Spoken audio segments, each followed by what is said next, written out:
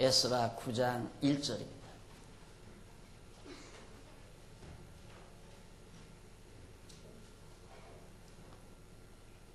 이 일 후에 방백들이 내게 나와 가로되 이스라엘 백성과 제사장들과 레위 사람들이 이 땅 백성과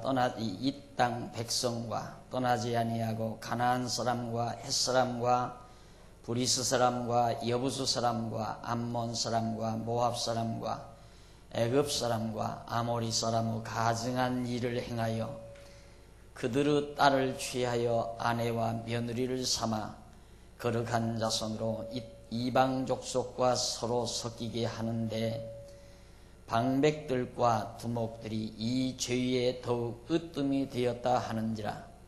내가 이 일을 듣고 속옷과 겉옷을 찢고 머리털과 수염을 뜯으며 기가 막혀 앉으니 이에 이스라엘 하나님의 말씀을 인하여 떠는 자가 이 사로잡혔던 자의 죄를 인하여 다 내게로 모여오더라. 내가 저녁 제사 드릴 때까지 기가 막혀 앉았더니 저녁 제사를 드릴 때에 내가 근심 중에 일어나서 속옷과 겉옷을 찢은 대로 무릎을 꿇고 나의 하나님 여호와를 향하여 손을 들고 말하기를 나의 하나님이여 내가 부끄러워 낯이 뜨뜻하여 감히 나의 하나님을 향하여 얼굴을 들지 못하오니 이는 우리 죄악이 많아 정수리에 넘쳤고 우리 허물이 커서 하늘에 미쳤나이다. 우선 6절까지 봉독해 드렸습니다.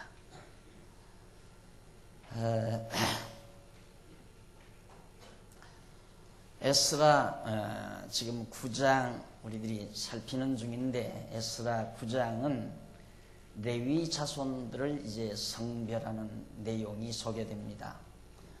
우선 하나님 앞에 제사를 드리려면 제사 드리는 제사장이 거룩해야 됩니다. 제사를 집례하는 제사장이 거룩하지 못하면 그 제사가 하나님 앞에 드려질 수가 없는 거죠. 그래서 이제 성전도 재건되고 제사장들도 포로에서 돌아왔으니까 이제는 제사장들이 거룩하게 돼서 하나님 앞에 제사를 드리면 됩니다. 그래서 이제 오늘 여러분들과 함께 생각할 내용은 9장에서부터 10장 내용, 레위 자손들의 성별 내용, 거룩히 구별하는 내용이 여러분들에게 소개가 되겠습니다. 그 내용 중에 9장 1절로 6절 이제 봉독해 드린 이 말씀, 여기 이 1절로 6절까지를 보면 에스라가 레위 족속의 자본에 대한 보고를 듣는 내용이 사실은 5절까지 나와 있죠. 보고를 듣는 내용이. 그러니까 무슨 얘기냐면 에스라가 바벨론 포로에서 이제 두 번째로 레위 자손들을 데리고 돌아왔잖아요. 지난주일 우리 거기까지 들었죠. 근데 돌아와서 소문을 듣자 하니까 바벨론으로 포로로 잡혀갈 당시 잡혀가지 않고 일부 남아있는 백성들이 있었습니다. 그 남아있는 백성들이 이제 그 가나안 땅에 그냥 있었는데 그들이 이제는 나라도 다 없어져 버리고 국권도 없어져 버리고 이제 국토마저도 다 폐허가 돼 버리니까 절망적인 거죠. 그러다 보니까 이들이 그 지역에서 인근에서 살고 있는 가나안 족속들 또 주변 이방 민족들과 통혼을 했어요.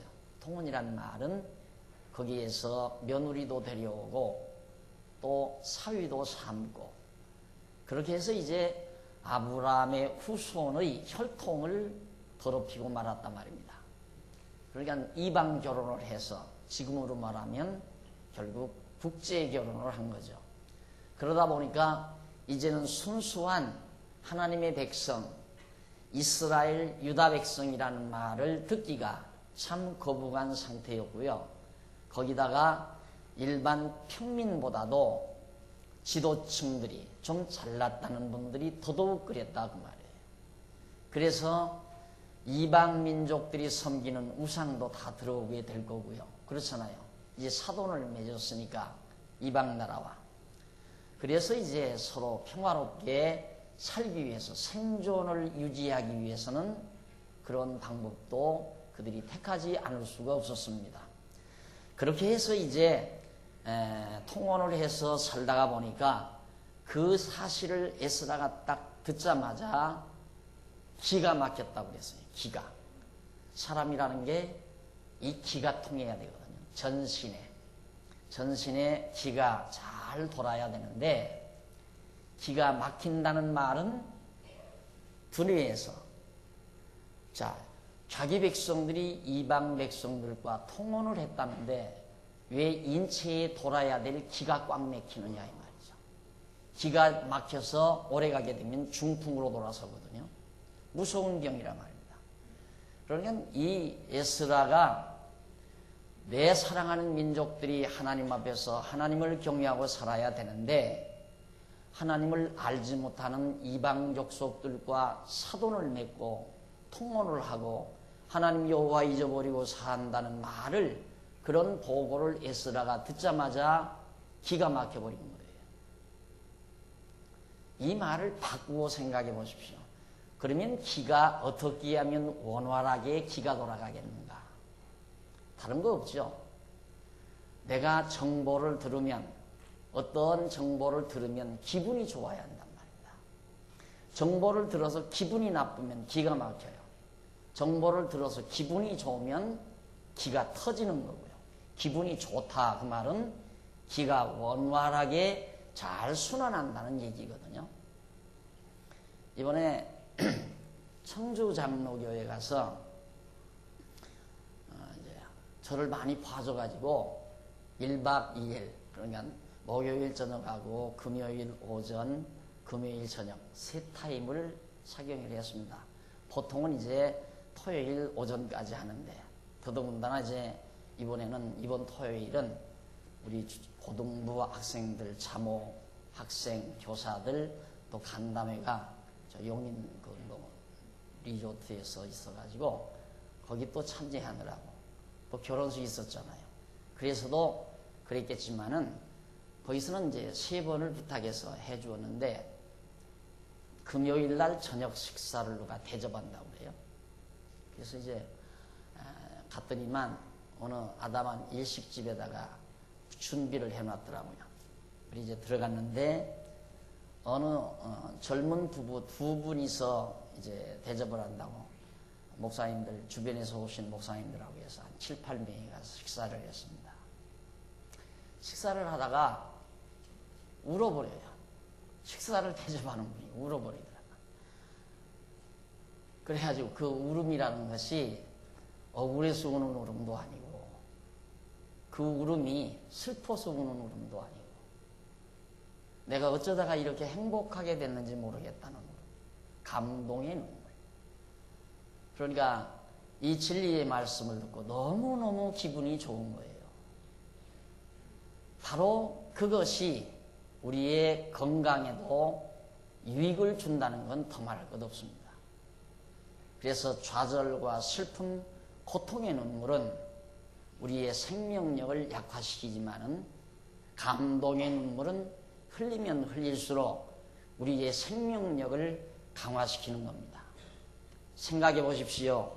70년 동안 나라 잃고 가서 살다가 이제 다시 돌아와서 무너진 성전을 다시 수축하고 경외하고 싶은 하나님을 마음껏 경외하고 싶어서 돌아온 에스라, 민족의 지도자입니다.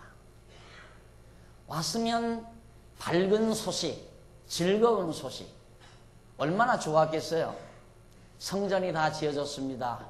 지금 여기 남아있는 모든 백성들이 당신 오기를 학수고대하고 있었습니다. 여기 지금 양과 염소, 송아지들이 엄청 많이 모아놨습니다. 에스라여, 이제 하나님 앞에 우리를 위하여 제사를 드려 주십시오. 이런 소식이 들렸다면 왜 에스라의 기가 막혔겠습니까? 그런데 비보를 들은 거예요. 슬픈 소식을 들었다고 말이에요.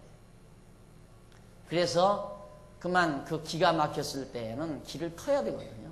통곡을 해버려야 돼요, 그냥. 통곡. 그러면 그게 이제 터지는데, 에스라도 너무너무 고통스러우니까 입었던 옷을 다 발기발기 찢었다고 그랬어요. 어디까지? 속옷까지 다 찢었다고 그랬어요. 저녁 제사 드릴 때 5절에 보니까 드릴 때 내가 근심 중에 일어나서 속옷과 겉옷을 찢은 대로 무릎을 꿇고 하나님 아버지 여호와를 향하여 손을 들고 말을 했다고 했습니다. 너무너무 기가 막혀서 마땅히 하나님을 경외해야 될 백성들이 여호와 하나님을 경외하지 아니하고 하나님을 알지 못하는 이방 민족과 더불어서 이 목숨 지탱해 보려고 하나님께서 하지 말라고 하는 통혼을 하고 그들과 사돈지간을 맺고 치사하게 생명을 유지하려고 했던 민족들의 자기 동족들의 처사가 한없이 슬펐던 것입니다. 미국을 창건한 미국의 시조라고 할 수 있는 영국의 퓨리탄들이 아메리카 대륙으로 건너가게 된 동기는 여러분들이 너무도 잘 알고 있습니다. 목적은 단 한 가지였습니다. 밥도 명예도 권력도 영화도 다 뒤로 밀어버리고 오직 마음껏 하나님 여호와 경외하며 살고 싶다. 신앙의 자유를 누리고 싶다고 하는 이 한 가지 목표 때문에 조상적부터 대대로 살아오던 영국 본토를 저버리고 배 한 척의 몸을 싣고 아메리카 대륙을 찾았습니다. 에스라가 지금 그런 심정이라 말입니다. 바비로니아에서 70여 년 동안 하나님 경외하지 못하고 제사 한 번 드려보지 못하고 그 신앙의 부자유 속에서 살다가 이제 마음껏 하나님 경외하며 하나님께 제사하며 살 수 있다는 소망과 부푼 가슴을 안고 고국을 찾아왔는데 비보를 듣자마자 기가 막혀서 결국 속옷과 겉옷을 찢고 하나님 앞에 하소연했습니다. 뭐라고 했느냐면 6절에 나와요. 나의 하나님이여 내가 부끄러운 낯이 뜨뜻하여 감히 나의 하나님을 향하여 얼굴을 들지 못하오니 왜냐하면 이는 우리 죄악이 많아 정수리에 넘쳤고 우리의 허물이 커서 하늘에 미치나이다. 우리 죄가 너무너무 많습니다. 정수리에 넘쳤다는 말이에요. 죄가 가슴에 닿은 것도 아니고 무릎에 이른 것도 아니고 우리의 죄가 정수리에 넘쳤습니다. 물속에 다 빠져서 죽어간다는 얘기 아닙니까? 그러니 여호와 하나님을 잃어버리고 이방 민족과 타협해서 그들이 섬기는 우상을 섬기고 산다는 것이 가장 큰 죄악이라는 사실을 에스라, 민족의 지도자 에스라는 알고 있었습니다. 하나님 부끄럽습니다. 얼굴을 들 수가 없습니다. 얼굴이 뜨겁습니다. 부끄러워서. 내 민족의 죄가 정수리에 넘쳤고 이 허물이 너무너무 커서 하늘에까지 미쳤다고 그렇게 하나님 앞에 외쳐대고 있습니다. 그러면서 계속해서 7절 이하에서 은혜를 베풀어 주신 섭리를 들어 하나님께 회개하는 내용이 나와요. 에스라가 민족을 대표해서 회개합니다. 7절 우리의 열조 때부터 오늘날까지 우리 죄가 심함에 열조 때부터 아브라함과 이삭과 야곱 열조 때부터 지금까지 우리의 죄악이 너무너무 심합니다. 우리의 죄악으로 인하여 우리와 우리 왕들과 우리 제사장들을 열방 왕들의 손에 붙이사 칼에 죽이며 사로잡히며 노략을 당하며 얼굴을 부끄럽게 하심이 오늘날 같으니이다. 우리가 너무 조상적부터 열조 때부터 지금까지 범죄만 해오고 살았습니다. 그래서 하나님께서는 때로는 우리를 왕들과 우리 제사장들을 열방 왕들의 손에 붙였다. 이방 왕들의 손에 붙이기도 하고 칼에 죽게도 하고 사로잡혀 노략을 당하게도 하고, 그래서 얼굴을 부끄럽게 하심이 오늘 이날과 같이 되었습니다. 오늘 우리들도 다 바빌로니아에 사로잡혀 갔다가 돌아와서 보니까 이렇게 하나님 앞에 얼굴을 들 수 없으리만큼 부끄러운 처지가 돼버리고 말았습니다. 라고 현실을 그대로 하나님 앞에 고백을 합니다. 그러면서 8절, 이제 우리 하나님 여호와께서 우리에게 잠깐 은혜를 베푸사 얼마를 남겨두어 피하게 하신 우리를 그 거룩한 초소에 박힌 못과 같게 하시고 우리 눈을 밝히사 우리로 종로로 타는 중에서 조금 소성하게 하셨나이다. 하나님께서 모질게 우리 이스라엘 백성 유대민족들을 바빌로니아에 가서 고통당하게 하시고 시리언을 겪게 하시다가 이제 우리 하나님 여호와께서 우리를 잠깐 은혜를 베푸셨다. 잠깐 은혜를 베풀어서 어떻게 얼마를 남겨두어 아주 멸하지 않고 유다 백성들을 남겨두었다가 피하게 했다. 이제 이 환난을 피하게 하신 우리를 그 거룩한 처소 예루살렘이죠.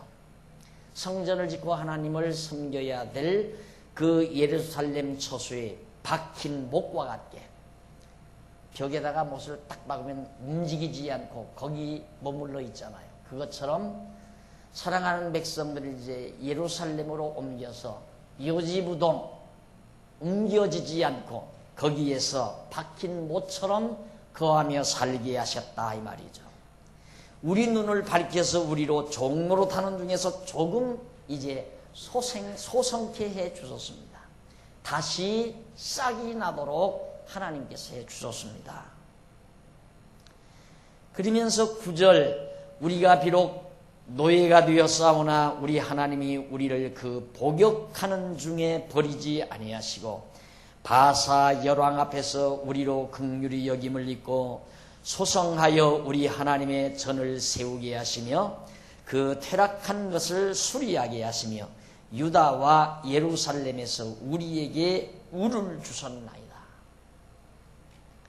자, 많은 바사 제국, 페르시아 제국의 그 많은 왕들 앞에서 우리로 긍휼히 여기심을 있게 했다. 유다 백성들로 긍휼히 여기심을 있게 해서 어떻게 소성하여 우리 하나님 전을 세우게 하시고 예루살렘 성전을 다시 재건케 하시고 그 퇴락한 것을 수리하게 하시며 유다와 예루살렘에서 우리에게 울을 주셨나이다. 울. 서울이라는 말도 그 울이 바로 그거 아닙니까? 서울, 울타리, 울. 바로 하나님께서 우리를 이렇게 감싸서 보호하시는 울을 하나님이 주셨습니다. 그러니까 하나님이 지금 베풀어 주신 은혜에 대해서 에스라는 마냥 감사한 거예요. 너무너무 감사한 거예요. 70년 만에 나라를 다시 되찾게 되고 무너진 성전을 다시 세워서 그렇게 제사하고 싶었던 하나님께 제사 드리게 됐다는 것이 에스라로서는 마냥 흥분할 수밖에 없는 입장인데 남아있는 백성들이 그렇게 처참하게 범죄를 저질러 놨기 때문에 에스라로서는 지금 고통스러운 겁니다. 10절, 우리 하나님이여 이렇게 하신 후에도 우리가 주의 계명을 배반하였사오니, 여기 참 뼈아픈 말 아닙니까? 하나님께서는 우리에게 엄청 이렇게 복을 베풀어 주었는데도 우리는 하나님의 계명을 배반했습니다. 이방민족과 통혼하지 말라고 했는데 지금 이방민족과 통혼을 해서 저들과 사돈지간을 맺고 그들이 섬기는 우상을 섬기고 하나님 다 잊어버리고 말았습니다. 이 말. 하나님은 우리에게 은혜를 베풀었는데 이제 무슨 말씀을 하오리까? 할 말이 없습니다. 하나님 앞에 도저히 내가 드릴 말씀이 없습니다. 전에 주께서 우리 주의 종 선지자들로 명하여 이르시되 너희가 가서 얻으려 하는 땅은 더러운 땅이니 이는 이방 백성들이 더럽고 가증한 일을 행하여 이 가에서 저가까지 그 더러움으로 채웠습니다. 가나안 땅, 이스라엘 백성들이 이제 가나안 땅에서 사는데 그 땅은 아주 더러운 땅이다. 이곳에서 저기까지 전부 더럽다는 말은 이방신으로 가득하다 이 말이에요. 잡종, 잡신들로 각종 우상들로 가득한 땅, 그게 더러운 땅이다 이 말이에요. 그래서 이제 12절부터 보면 12절에서부터 계속해서 그런즉 너희 여자들을 저희 아들들에게 주지 말고 저희 딸들을 너희 아들을 위하여 데려오지 말며 그들을 위하여 평강과 형통을 영영히 구하지 말라. 그리하면 너희가 왕성하여 그 땅의 아름다운 것을 먹으며 그 땅을 자손에게 유전하여 영원한 기업을 삼게 되리라 하셨나이다. 선지자들에게 하나님께서 이미 선지자들 통해 다 말해줬다는 얘기죠. 그 더러운 땅이니까 그 이방 민족과는 절대 사돈지간을 삼지 말고 며느리 데려오지 말고 사위 삼지 말고 그렇게 해서 하나님 여호와 경외하는 것을 잊지 않고 잘 살아가면 이 가나안 땅이 대대로 너희 자손들에게 유업으로 주어서 형통하게 평강을 누리며 산다라고 선지자들을 통해서 다 가르쳐 주었다 이 말이에요. 이미 다 영원한 기업을 삼게 되리라 그렇게 말씀했다.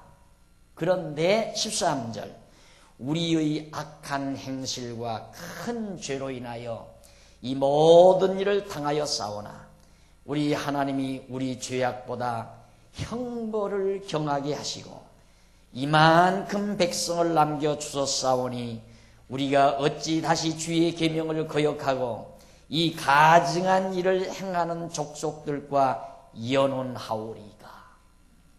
앞서 선지자를 통해서 다 말씀했기 때문에 정말 우리가 그렇게 살았어야 함에도 불구하고 과거에도 죄를 많이 졌다 이거죠.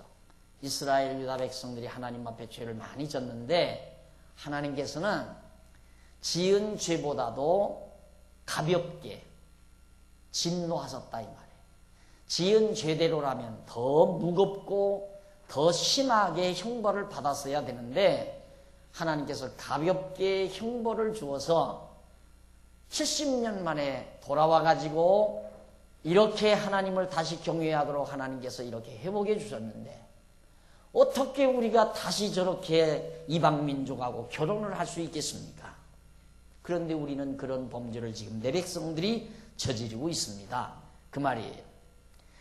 그래서 우리의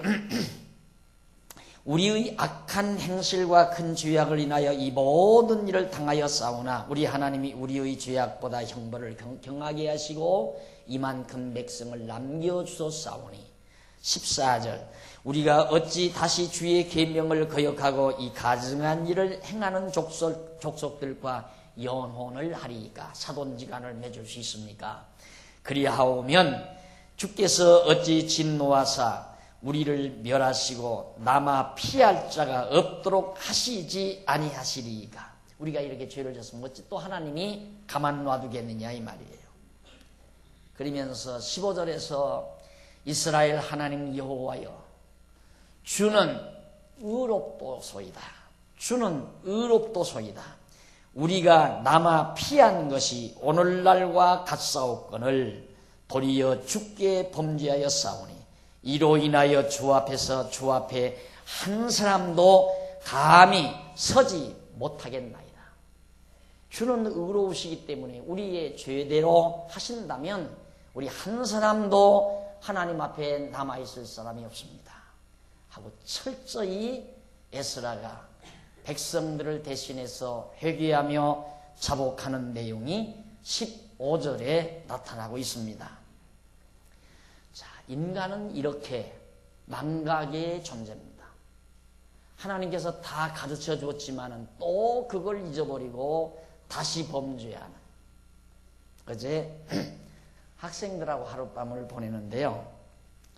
학생들에게 선생님들이 질문을 이제 받아가지고 질문을 하는데, 왜 교회 가기가 싫은가? 성경 공부는 왜 싫은가? 라고 질문을 하니까, 성경 조금 배워서 이제 알만 하니까 꼭 교회를 가야 되느냐 이거예요. 안 가고도 집에서 자주 성경 보고 그냥 공부하면 되는데 꼭 그 먼 곳에 교회까지 가야 됩니까? 라고 그렇게 반문을 하더라고요. 과거 내가 그런 말씀 드렸지만은 일본 그 2차 대전 때 일본 교회가 엄청 부패했습니다. 부패하니까 뜻있는 교회 지도자가 나서서 이 썩어 빠진 교회는 다 필요 없다. 차라리 교회 없애버리고 각자 집에서 성경 공부해라. 이것이 소위 이제 하천풍언시라고 하는, 하천풍언시가 제창했던 그런 신앙 지도 방법이었습니다. 그런데 그게 한동안은 유지되는 듯 싶어서요. 너무 교회가 부패하니까 요즘 우리 한국 교회가 막 계속해서 부패하대. 또 난리 났잖아요. 아주 뭐 명망 있고 정말 멋있는 한국 교회 지도자라고 추앙받던 분이 아주 눈 감고 아웅하는 식으로 그렇게 일을 처리해가지고 요즘 또 말도 못하게 지금 어지럽습니다. 교계가. 역시 부패하게 돼 있어요. 여러분 꼭 명심할 일은, 사람 많이 모이고 돈 모이는 곳에는 냄새나는 파리들이 반드시 모인다는 거 기억하십시오. 돈 없고 사람이 많이 모이지 않는 곳에 남아있는 것은 진실이 남아있을 가능성이 많습니다. 그래서 옛 철인들이 그런 말을 했잖아요. 진실은 교수대, 그리고 정말 추악한 사악한 악의 세력은 왕자의 자리에 앉아 있다. 그 말이에요. 거짓은 왕좌, 진실은 교수대. 이 뒤바꾸어진 세상이란 말입니다. 그러니까 교회가 이렇게 겉으로 발전을 하게 되면 자꾸만 부패하게 돼 있어요. 그래서 제가 자꾸만 여러분 공부 안 할 테면 오시지 말라고 하는 것은, 자꾸 사람들이 이 진리를 찾아오는 게 아니라 그냥 사람 많고 뭔가 뭐 있는 듯 싶으니까 자꾸 모여들다가 보면 알맹이가 흐려져요. 알맹이가. 그러니까 껍질이 필요하기는 하지만 알맹이를 위해서 껍질이 필요한 거거든요. 그러니까 처음에 벼이삭도 껍질부터 만들어지죠. 껍질이 만들어지면 그 다음 자꾸 속에서 알맹이가 익어가요. 여물어가요. 그러면 알맹이가 통통 여물어지면 껍질은 얇아지잖아요. 껍질이 얇아진 다음에는 농부가 벼이삭을 걷어서 탈곡해가지고 정미소에 가서 껍질은 벗겨서 다 불 속에 태워버리고 알곡만을 취득해 가지 않습니까? 그게 과정이거든요. 그러니까 껍질이 필요해요. 제도도 필요하고 교회라고 하는 홀도 필요하고 다 필요한 거죠. 이런 거 왜 필요한가? 이런 건물도 필요하고 제도도 필요하고 이런 모든 질서도 필요하고 왜 필요한가? 알맹이 때문에 필요한 거란 말입니다. 그런데 알맹이는 안 찾고 홀만 자꾸만 커지다가 보면은 쭉정이 곡식이 돼버리는 거죠. 그래서 그걸 제가 계속 제동을 거는 거예요. 어느 집사님이 저한테 그걸 제안을 하더라고요. 목사님, 이제는 성도대학도 구체적으로 제도화하고 신학원도 구체적으로 좀 이렇게 질서를 잡아서 그렇게 했으면 참 좋겠습니다. 그런 얘기를 해요. 제가 왜 그걸 모르겠습니다. 한평생 학교로 늙은 사람인데, 어려서부터도 학교, 그 다음 중년에도 농촌운동하면서 학교를 경영하고 살았기 때문에 학교에 대한 생각이야 많죠. 그런데 제가 여지껏 성도대학장, 신학원장으로 있으면서 한 번도 졸업식을 해본 적이 없습니다. 그런데 노예로 이제 노예로 이제 목사님들이 대학장 넘기고 신학원장 딱 넘겨놓으니까 금전에 졸업식을 했어요. 내가 가만히 졸업식을 바라보면서 몇 년 안 가면 이제 사각모자 씌워주고 시커먼 두루마기 입혀주겠다. 이런 생각을 해봤습니다. 그거 할 줄 몰라서 못하는 게 아니거든요. 다 할 줄 알아요. 다 사각모도 씌워주고 뭐 건펑거지 같은 것도 입혀주고. 그런데 왜 한 번도 선전도 안 하고 성도대학 입학하라도 안 하고 졸업하라고도 안 하고 우리 교회만 광고가 안 나간 거예요. 다른 교회들은 막 광고를 해서 여러분 성도대학 졸업하십시오, 뭐 신학원 졸업하십시오 하고 광고를 많이 냈는데 우리 교회만 광고가 안 나가는 거예요. 졸업하는 게 중요한 게 아니잖아요. 공부가 중요하지. 그리고 자꾸 내가 선전을 하게 되면 알맹이의 소중함을 모르고 야, 남 졸업하니까 나도 졸업해야 되겠다. 이런 생각이 자꾸만 생겨날까 봐서 그게 두려운 거예요.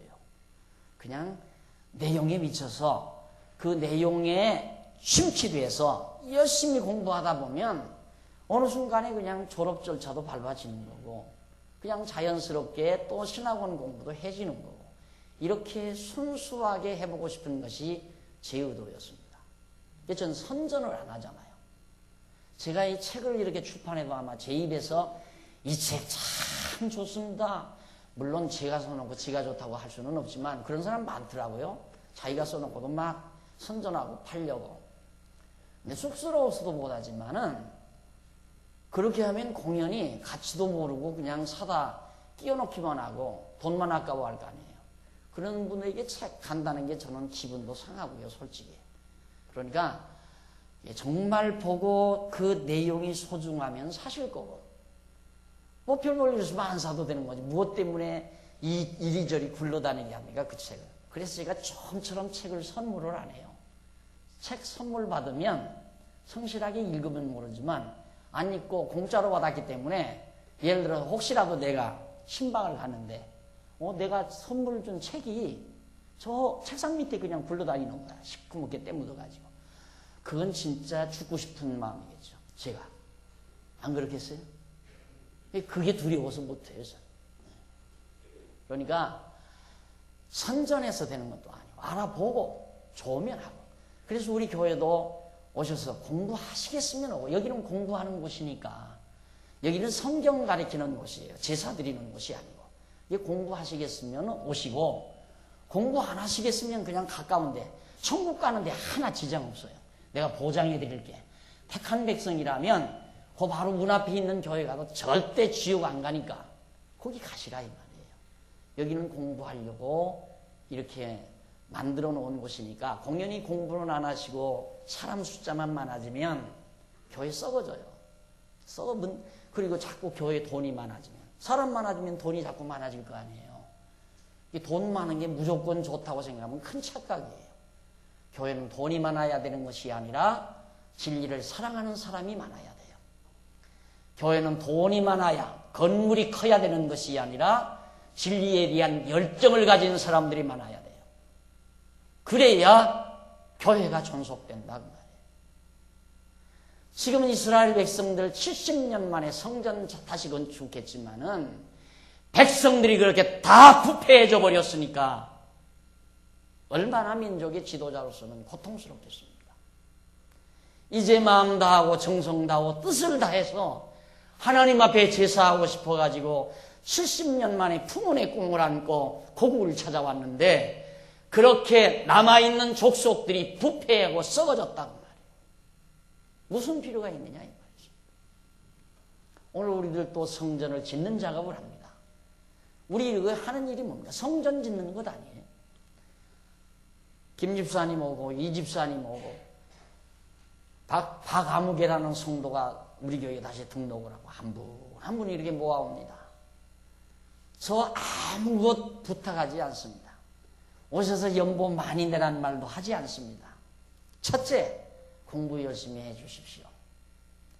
하나 더 바란다면 속회에 들어가서 성도들하고 잘 친교를 해 주십시오. 이 두 가지 딱 부탁이에요. 공부 열심히 하십시오. 각자 자기 부서에 들어가서 친구 잘 사귀고 그리스도 안에서 사랑의 교제를 나누어 주십시오. 이 두 가지예요. 왜 그러는가? 그래야 성전이 지어지는 거예요. 아무리 자기 혼자 성경을 육집에 파는다 할지라도 부서에 들어가서 성도들과 이 교제를 하지 아니하면 그 사람은 성전으로 세워지는 자가 아니에요. 서로 엮어져야 돼요. 그래서 마음이 모아져야 되고 뜻이 모아져야 돼요. 부서 활동 안 하는 분은 자기 안방에다가 교회 하나 다시 세우는 분이에요. 세워도 좋아요. 여기서 부서 활동을 안 하려고 들람 그냥 자기 집에서라도 다만 이웃집 몇 사람들이다 놓고 교회 하나 다시 하세요. 그러면 돼요. 혼자 교회 한다는 건 성경이 인정을 안 해요. 두세 사람이 주의 이름으로 모여야 교회가 돼요. 혼자는 교회가 안 되는 거예요. 그래서 정말 우리 장안중앙교회는 어차피 육신을 지니고 있으니까 완전할 수는 없지만은 보다 더 완전한 곳으로 가고 싶은 것만은 우리의 열정입니다.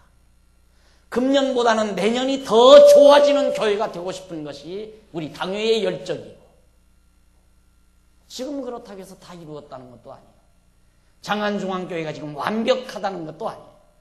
보다 더 좋은 교회로, 아름다운 교회로, 정말 하나님 기뻐 받으시는 교회로 세워가고자 하는 것이 우리 당회가 지향하는 곳이고, 앞선 일꾼들이 바로 그곳을 향해서 가고자 하는 거란 말입니다. 성전 지어놨는데 백성들이 다 타락했는데 무슨 필요가 있어요? 그래서 에스라가 지금 통곡하는 겁니다. 어떻게 해야 됩니까? 할 말이 없습니다. 이제 범죄했으니 하나님 앞에 한 사람도 용납될 사람이 없습니다. 다 우리 하나님의 벌을 받아야 됩니다. 라고 지금 마지막 15절에서 말하고 있습니다. 그리고 나서 이제 10장에 넘어가면요, 10장 1절로 4절에 보면 자복하는 에스라에게 스가랴가 해결할 방법을, 스가랴, 스가랴? 1절로 4절 한번 보십시다. 에스라가 하나님의 전 앞에 엎드려 울며 기도하여 죄를 자복할 때에 많은 백성이 심히 통곡하며 이스라엘 중에서 백성의 남녀와 어린 아이의 큰 무리가 그 앞에 모인지라. 백성의 남녀, 어린아이, 큰 무리가 바로 모였습니다.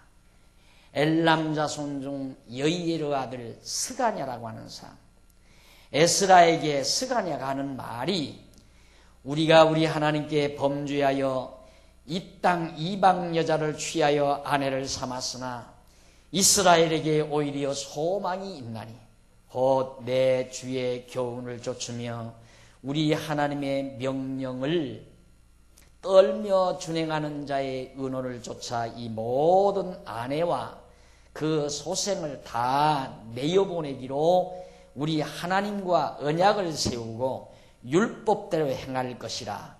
이는 당신의 주장할 일이니 일어나소서. 우리가 도우리니 힘써 행하소서. 좌절과 낙담에 빠져있는 에스라에게 격려하는 사람 하나가 나타났습니다. 그게 누구냐면 스가랴라는 사람인데, 상황이 지금 아주 절망적인 상황이란 말입니다. 민족의 지도자가 좌절할 정도였으니까. 그러니까 스가랴가 나와서 하는 말이 잘못했습니다. 우리 잘못했으니까 이제 당신이 명령만 하면 오늘 우리 잘못한 우리 모두가 다 이방 민족에게서 데려온 아내들, 며느리들, 사위들 다 내쫓아버리고 순수하게 우리 유대인들끼리 하나님 여호와 경외하면서 율법의 말씀대로 순종하도록 하겠습니다. 그렇게 다 우리 서약도 하고 언약을 하게, 맹세도 하겠습니다. 이 일을 할 자는 당신 지도자 에스라 당신이니까 이렇게 엎드려만 있지 말고 힘내십시오. 일하십시다. 돕겠습니다.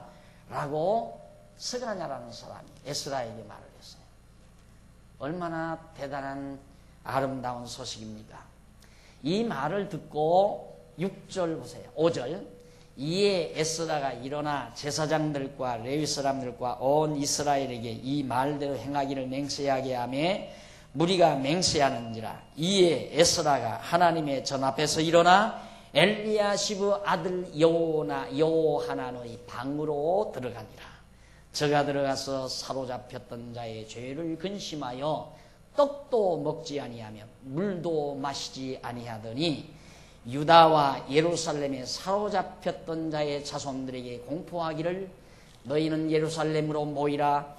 누구든지 방백들과 장로들의 군시를 쫓아 3일 내에 오지 아니하면 그 재산을 정물하고 몰수하겠다. 재산 다 몰수하고 사로잡혔던 자의 회의에서 쫓아내리라 하며 유다와 베냐민 모든 사람이 3일 내에 예루살렘에 모이니 때는 9월 20일이라.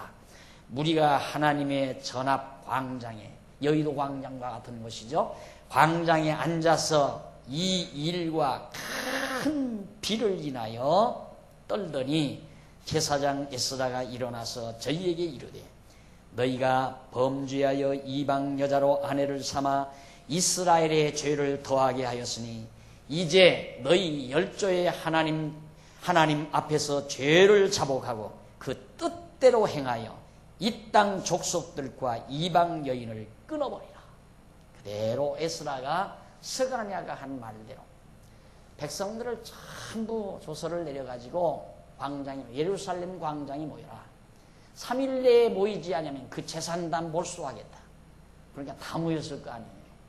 그런데 그 모이는 날 얼마나 하늘도 슬펐던지 엄청나게 비가 쏟아지는 거예요. 그 모이는 날. 그러니까 백성들이 두려워가지고 죄는 적겠다. 폭우가 쏟아지고 또 에스라가, 민족의 지도자 에스라가 나와가지고 3일 내에 모이지 않으면 재산 다 몰수한다 하니까 이거 큰일 나구나 하고 두려워 떨면서 모였는데 와서 들으니까 단 한마디예요. 다 내쫓아라. 이방에서 데려온 여자들 다 내몰아버려라. 네. 이스라엘 민족이 지금까지 어려움 겪은 게 다 그래서 그랬단 말입니다. 이방 땅에서 여자가 들어오면 전부 자기들이 섬기던 우상을 섬기고 하나님 여호와 경외하지 않는다 이 말이에요. 그러니까 점점 그 가정들이 하나님 여호와 잊어버리고 우상을 섬기고 이렇게 되니까 이방 여자를 데려오지 말라는 그 근본 목적이 그 가문의 문화를 데려오지 말라는 얘기거든요. 예를 들어서 내가 만약에 아들이 있어가지고 안 믿는 집안에서 며느리를 데려왔다. 근데 그 며느리는 계속 그 집에서 제사 드리는 문화권 속에서 그것만 보고 자라왔다 이 말이에요.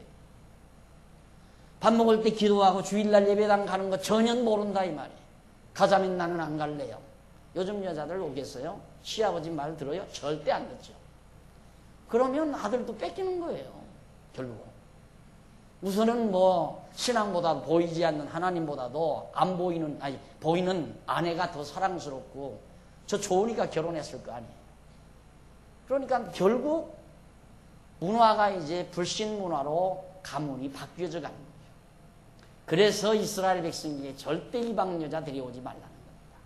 그리고 또 하나는 중요한 것은 유다 지파 자손에게서 결국 이제 누가 나오냐면 메시아가 나오게 돼 있잖아요. 그리스도 메시아가 나오게 돼 있기 때문에 유다 백성의 혈통이 지켜져야 돼요. 철저하게. 그래서 하나님께서 모세의 율법을 통해서 절대 이방 결혼을 하지 말라는 얘기입니다. 그래서 요즘 우리 믿는 사람들도 안 믿는 결혼 하지 말아야 된다, 해야 된다. 그런데 그건 이제 오늘 우리 신약교회 시대에서는 좀 자유함이 있죠. 예를 들면 안 믿는 여자가 내 집안으로 시집을 오기를 원하면 받아들이라 이 말이에요. 혹시 그 사람이 내 집안에 와서 예수를 믿고 믿음으로 살지 누가 아느냐 이거죠. 또 믿지 않는 남편이 믿는 여자에게 장가 오기를 원하거들랑 받아주라 그 말이에요. 장가 와서 믿을는지 어떻게 알겠느냐. 이게 구약시대와는 좀 상황이 달라진 거죠. 그렇기 때문에 지금 이 강의를 듣고 아이고 나는 안 믿는 사위 얻었는데 걱정할 필요 없어요. 그걸로 지금 이 구약시대처럼 저주를 받거나 벌을 받거나 그건 아니니까. 그러나 시련을 겪는 것만은 사실이죠. 신앙 때문에. 많은 젊은이들이 데려다 믿게 하면 되죠. 그러면서 그런 얘기를 해요. 그럼 뭐 시원찮게 신앙생활 하는 것보다 차라리 안 믿는 여자가 더 좋다 이거예요. 깨끗하게 백지니까 백지에다 그림 그리기가 좋지 않느냐. 그래가지고 장가 갔다가 한동안씩 혼침 나는 경우들을 많이 겪었는데 그래도 대부분 다 승리를 하고 요즘에는 두 부부들이 방실방실 웃으면서 교회 나오는 걸 보면 참 하나님의 사랑 놀랍다 이런 생각을 많이 합니다. 자, 그러니까 오늘 여기 이스라엘 백성들이 이처럼 여자들을 다 내보내겠습니다. 명령대로 살겠습니다 하고 그렇게 작정을 하고 에스라가 명령한 대로 하겠다고 지금 이제 다짐을 하게 된다 이 말입니다. 거기 13절 한번 보세요. 그러나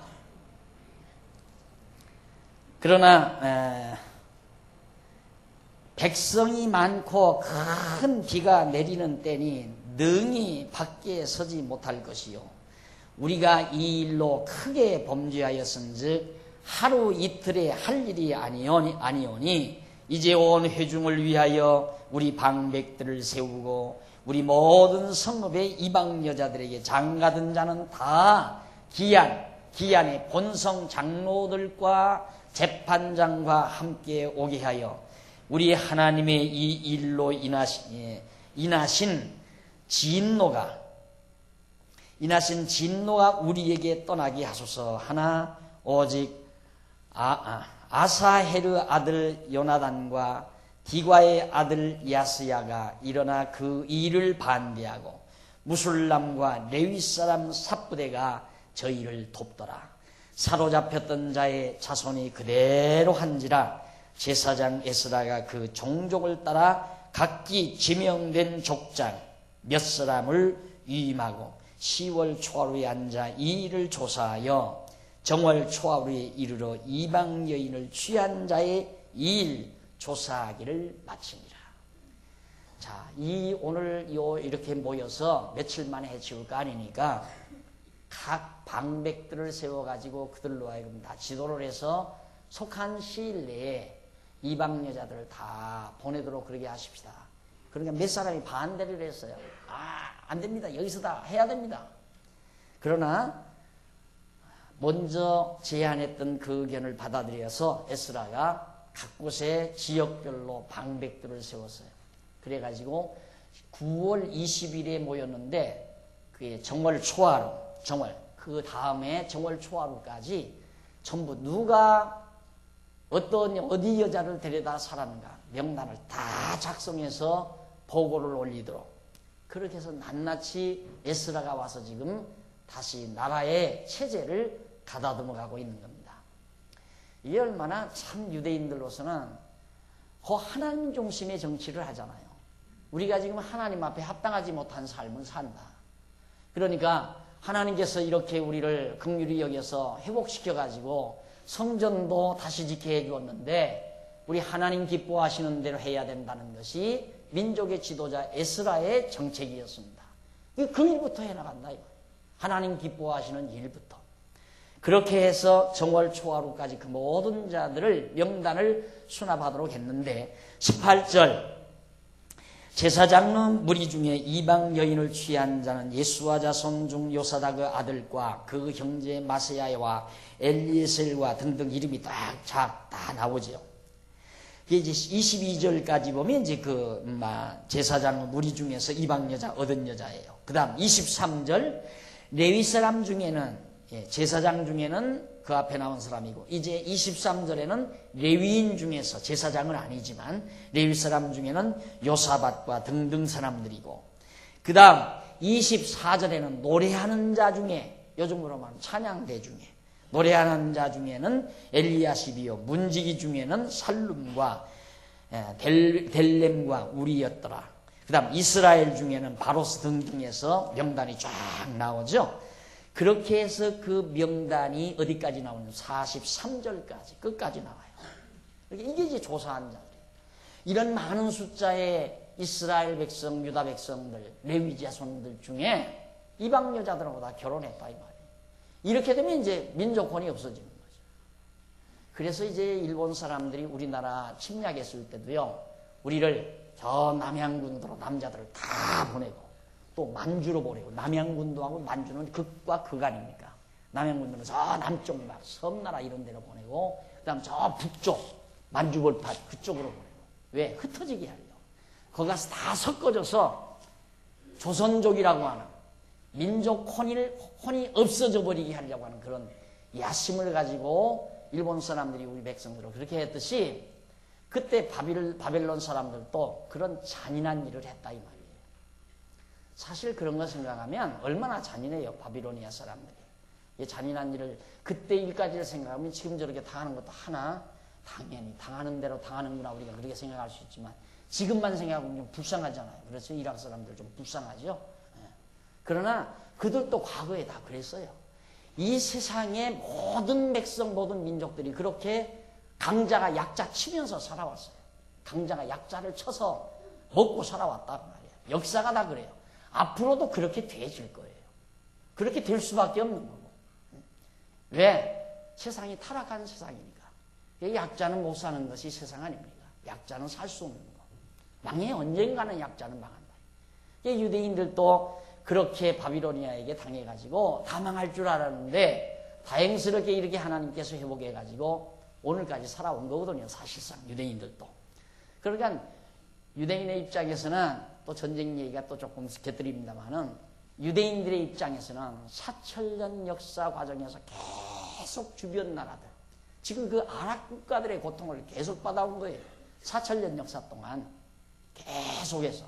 그러다가 이제 근래에 와서는 이제 막 소련이나 독일이나 이 구라파 쪽 이런 나라들에게서 모진 시련과 역경을 겪은 거죠. 그러나 그들의 역사는 아랍국들로부터 계속 침략을 받아오고 고통을 받아온 민족이라면, 유대인들이.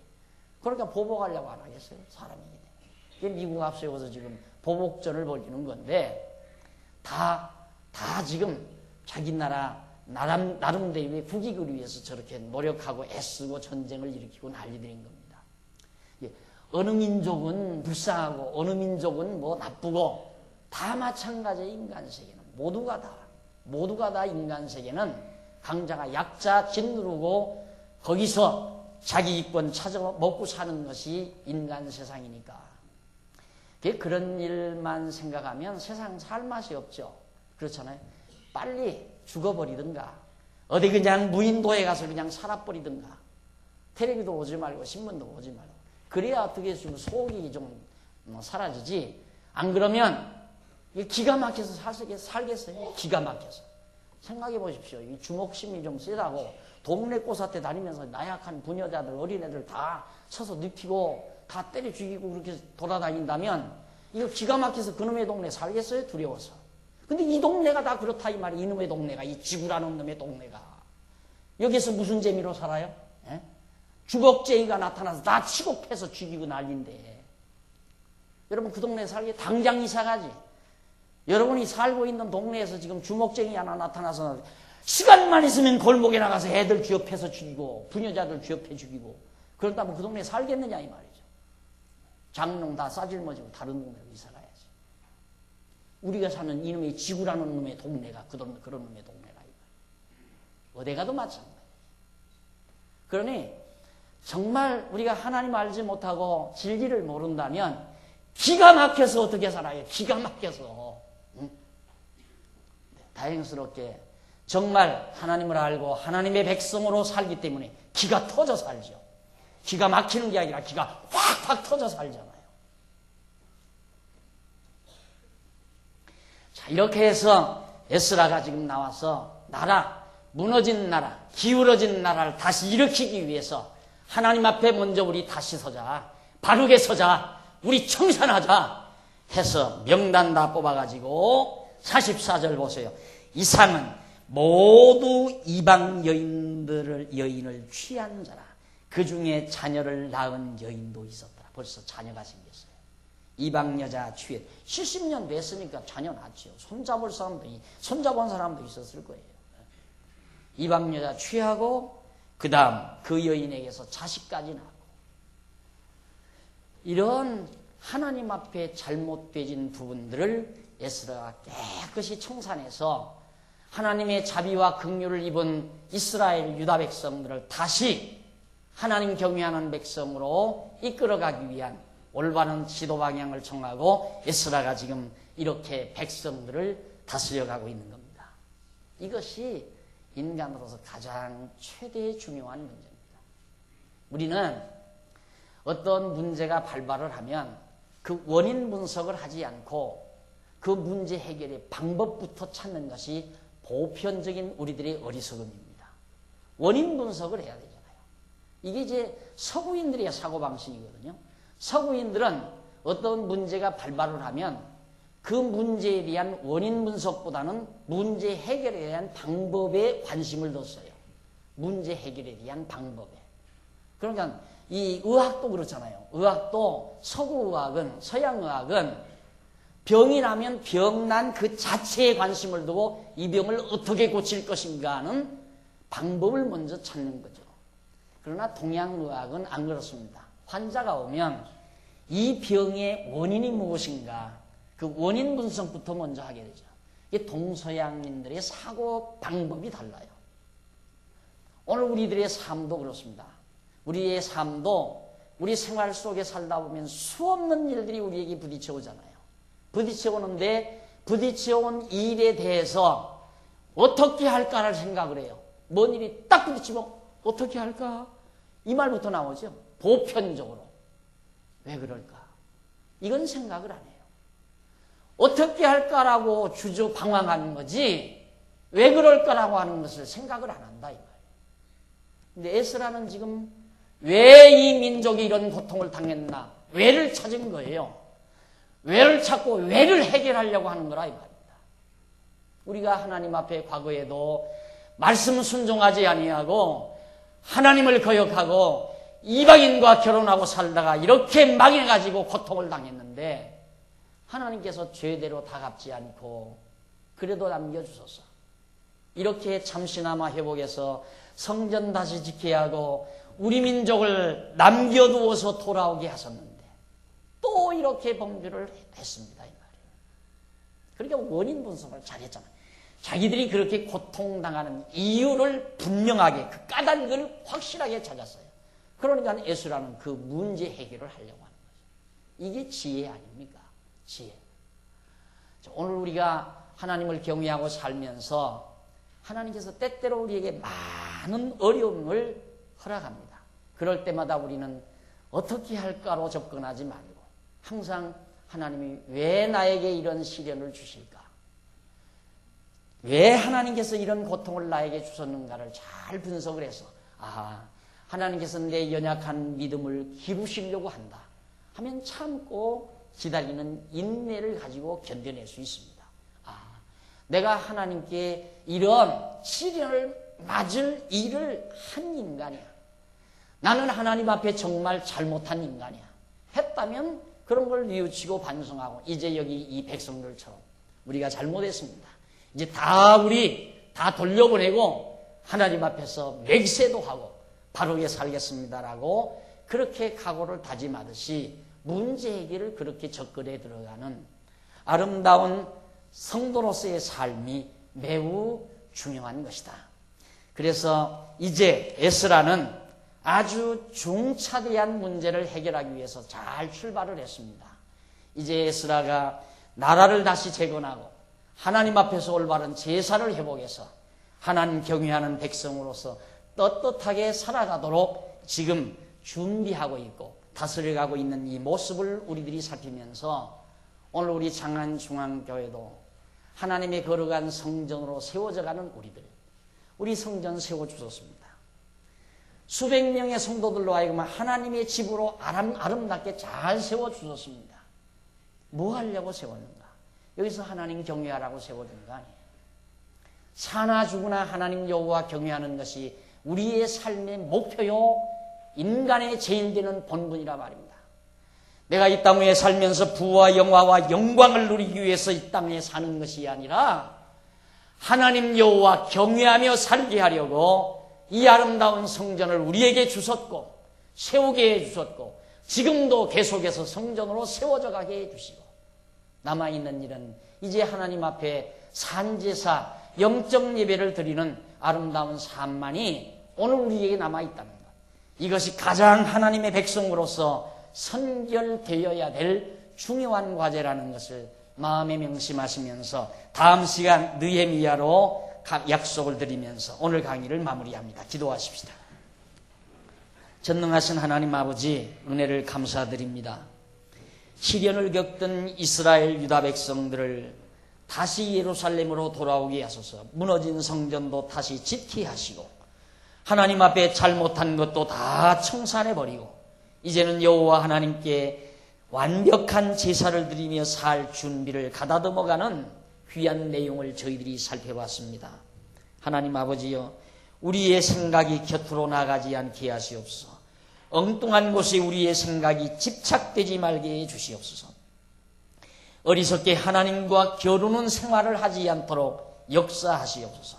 하나님께서 왜 우리에게 이런 환경을 주셨는가를 생각하게 하시고 우리가 지금 해야 될 일이 무엇인가도 구체적으로 살필 줄 아는 지혜와 총명을 허락해 주시옵소서.